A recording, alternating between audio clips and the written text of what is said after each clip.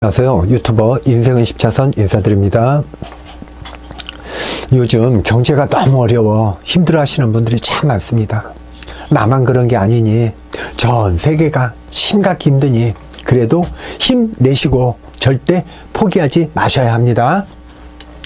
이번 시간에는 제가 국제결혼회사 운영 시 상황극을 하며 맺어준 8년차 부부 이야기를 알려드리겠습니다. 시청하시기 전에 구독, 좋아요를 눌러주시면 제가 컨텐츠를 제작하는데 큰 힘이 됩니다. 이 국제결혼한 남성은 제가 9년 전 베트남 여성과 맺어드려 현재 8년차 한배 커플로 서울 무슨 구에 사시는 분의 이야기입니다.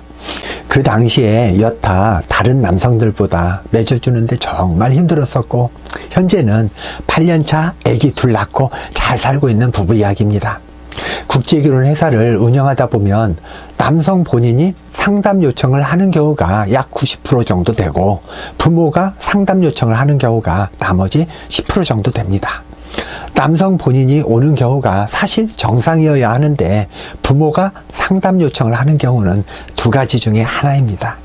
하나는 자식은 결혼할 마음이 없는데 속 터지는 부모가 먼저 나서서 알아보는 경우이고 나머지 하나는 좀 지적이 좀 부족해서 그런 자식이 스스로 괜찮게 알아볼 수 없으므로 부모가 나서서 괜찮은 회사를 알아보시는 경우가 있습니다. 그런데 결혼 의사가 부모 뜻에서 이루어진 경우 차후 행복하게 못 살면 그 원망의 화살도 부모에게 향할 확률이 많고 부부 갈등을 자의로 해결하려 하지 않고 타인에게 원인을 전가려 하기 때문에 다소 위험할 수가 있습니다. 사람의 성격 형성은 과거의 삶에서 비롯되는데 과거 어느 시점에 어떤 트라우마가 깊이 각인되고 그게 외부 시선에 집착이나 염려로 부상하여 스스로 자꾸 좁은 세계에 자신을 가둘 때 그런 내성적 성향이 생깁니다. 오늘 이야기의 경우는 그 두 번째 경우에 해당하는 경우였습니다. 만일 부모도 사는 환경이 안 좋고 남성도 안 좋으면 부족한 게 많으니 사실 성혼을 안 시킵니다. 그 남성과 살아야 하는 여성의 인생이 너무 불쌍해지기 때문입니다. 그런데 다행히도 이 남성분의 부모가 경제력이 생각보다 상당했고 단지 남성분의 직업과 경제력이 부족했고 워낙 내성적이어서 고민하다가 일단 부모님이 경제적인 부분은 아들에게 최대한 지원할 것이라는 약속을 받고 국제결혼을 진행했었습니다. 그리고 그 부모님 두 분 모두 아들 결혼 여정에 동행하겠다고 했었습니다. 그래서 저는 상담 중에 부모님이 대신 질문을 다 하면 맞선 여들이 볼 때 아들이 우둔하고 뭔가 부족하거나 마마보이로 생각하니 부모님은 질문을 한 20-30% 정도만 하시고 아드님이 질문을 더 많이 해야 한다고 말하고 정해진 날짜에 인천공항에서 만났습니다. 저를 처음 본 그 남성분은 정말 말이 없었습니다. 저를 보고도 인사를 하는 둥 마는 둥 했고 정말 내성적이었습니다. 그래서 일단 저와 친해지게 만들려고 좌석을 옮겨 제 옆자리에 앉게 하고 이런 말 저런 말을 붙여봤습니다. 그렇게 4시간 동안 말을 아무리 붙여봐도 서너 번 물어봐야 겨우 대답은 짧게 네, 그것도 약간 다그쳐야 나오는 네, 대답은 제 속이 확 뒤집어질 정도로 답답했습니다. 시청자 여러분, 우라통이 나오는 그 상황 아시겠습니까? 정말 그랬습니다. 부모와만 상담해 이 정도까지인 줄 몰랐던 저는 부모 말만 너무 믿었던 게 후회가 되었습니다. 역시 팔은 안으로 굽는다고 내성적이다라고 말은 들었지만 이렇게 심각한 줄은 전혀 예상하지 못했습니다. 어쩌면 그냥 돌아와야 할지도 모른다는 생각이 들었고 아마도 맞선부터 상당히 문제가 꼬일 것 같다는 예상에 힘이 쭉 빠졌습니다. 제가 이 부분에 유달리 걱정했던 이유는 저는 그냥 맺어주고 마는 국제결혼을 운영한 게 아니라 신부 입국 후 가가호호 찾아가는 사후관리를 운영하였기 때문에 차후 신부가 결혼사고 나거나 바보신랑이라고 행여나 가출하게 되면 제가 얼굴을 들고 찾아갈 수 없는 상황이 되어 그것을 미리 걱정하지 않을 수가 없었습니다. 그러나 저는 제 아이디어로 이 상황을 무사히 잘 돌파했고 현재는 8년차 두 아이를 둔 부부로 많이 달라져 잘 살고 있습니다. 그 아이디어를 제가 실행했던 과정을 상세히 알려드리겠습니다. 베트남에 가서 여성들과 맞선 보는 날 남성이 테이블 앞에 앉고 부모 두 분은 아들 뒤쪽으로 한 2m 정도 떨어지게 앉게 하고 맞선을 봤지만 역시 예상대로 꽂아 놓은 보릿자루 마냥 고개 숙이고 말 한마디 스스로 못하는 그 남성을 맞선녀들은 눈치로 부족한 남성 하나가 왔거니 하며 먼저 거절했거나 찬성하는 여성은 취업 목적이거나 오래 못 살 것 같은 위험한 여성으로 판단되어 저희가 중간에 커트했습니다. 그렇게 오전에 약 20여 명 정도를 봤으나 역시 도저히 진전이 안 되었고 진전되더라도 이 상태로는 위험 요소가 너무 많아 신부가 변심 없이 잘 들어올지도 의문이었고 차후 들어와 오랫동안 잘 살 것 같지 않았습니다. 그래서 점심 먹고 2시경부터 있을 맞선을 제가 오후 4시 이후로 미루라고 당시 현지 지사장과 통역을 맡았던 제 아내에게 시키고 껌 좀 사오게 했습니다. 그리고 남성 부모님에게 제가 2시간 동안 아드님과 상황극을 할 테이니 일단 다른 공간으로 이동해 주시라고 했습니다. 그 부모님은 제가 뭘 하려고 이러나? 약간 의아해해서 간단히 설명을 하고 그 남성과 단둘이 호텔 룸 공간에서 많은 이야기와 상황극을 시작했습니다. 그 남성은 저보다 나이가 한 6살 정도 어렸으니 제가 일단 형 동생 사이로 말을 서로 편하게 트자고 하고 테이블에 음료수와 과일을 놓고 마주 앉았다가 최대한 제 얼굴이라도 의식하지 않게 하려고 제가 다시 나란히 앉아 최대한 편안하게 20여 분간 이야기를 나눴습니다. 느낌에 혹시 아버지를 몹시 싫어하는 것 같은데 맞냐고 물어보니 아주 나직하게 예 하더군요. 확실히 단둘이만 있으니 대답 반응은 좀 빨랐습니다. 왜 싫어하냐고 물어보니 아주 어렸을 적부터 아버지는 사업으로 성공한 CEO다 보니 자식의 모든 일거수일투족이 마음에 안 들었던 거였고 나긋나긋한 모습은 하나도 없었고 늘 윽박지르고 하는 꼴마다 이 병신같이 이게 뭐냐고 호통만 쳤다더군요.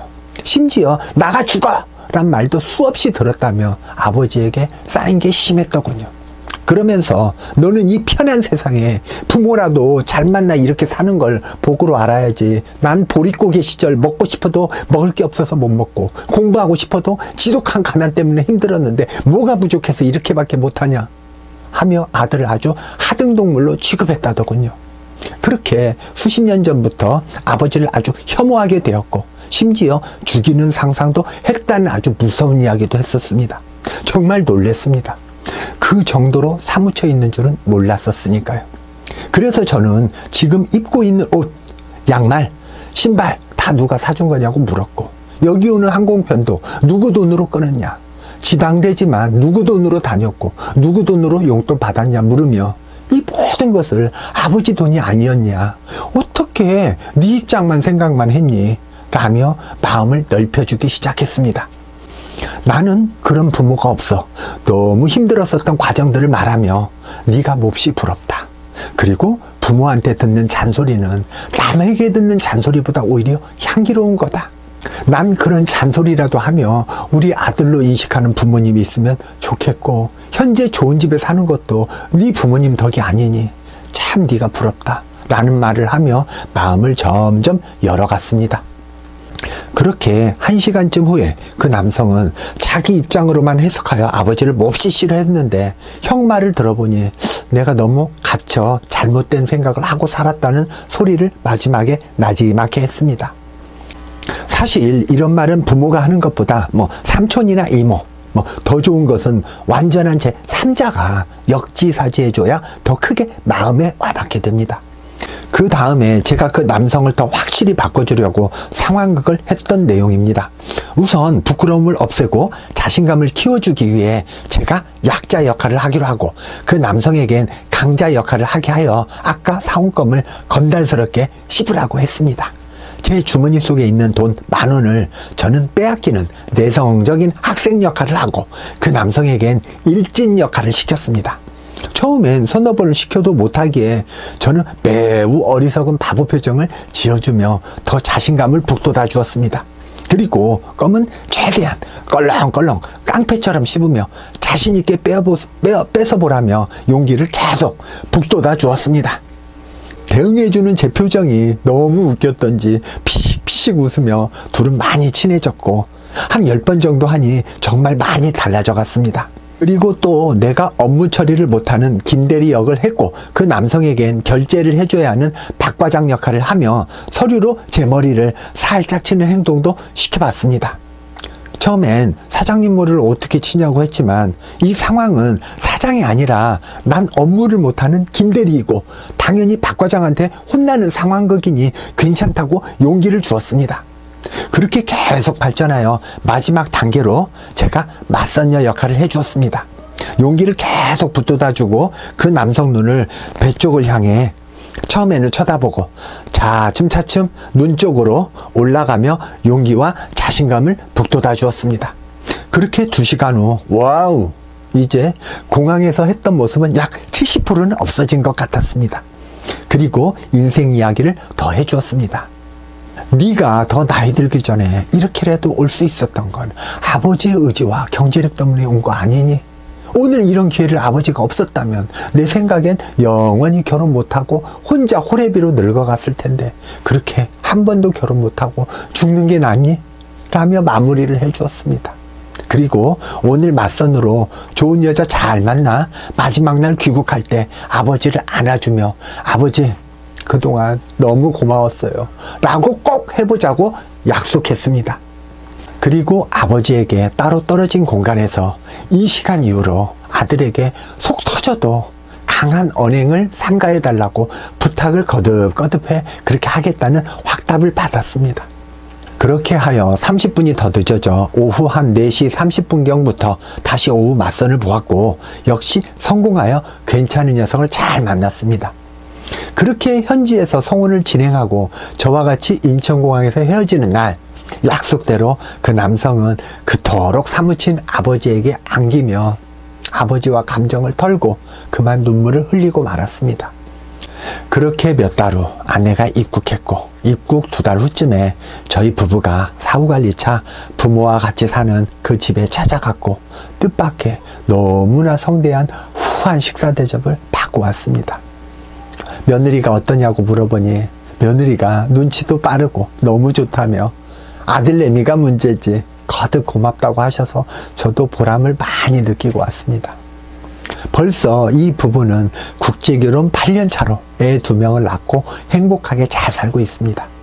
어찌 보면 이런 일련의 행동들이 저에겐 귀찮을 수 있지만 이런 계기로 한 명의 성격 변화가 그 주위에 있는 부모님, 자녀, 베트남 아내와 그 처가 쪽 식구들까지 걱정을 덜고 더 행복할 수 있는 길이기 때문에 저는 일단 현장에서 할 수 있는 최선의 지혜로 노력을 다해봤습니다.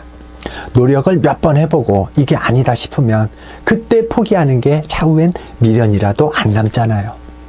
이상으로 오늘 이야기는 나만의 세상 속에서 살아온 너무나 내성적인 한 남성의 국제결혼 성공 이야기를 했습니다. 시청해 주셔서 감사드리고 다음 시간에도 좋은 내용으로 또 찾아뵙겠습니다. 감사합니다.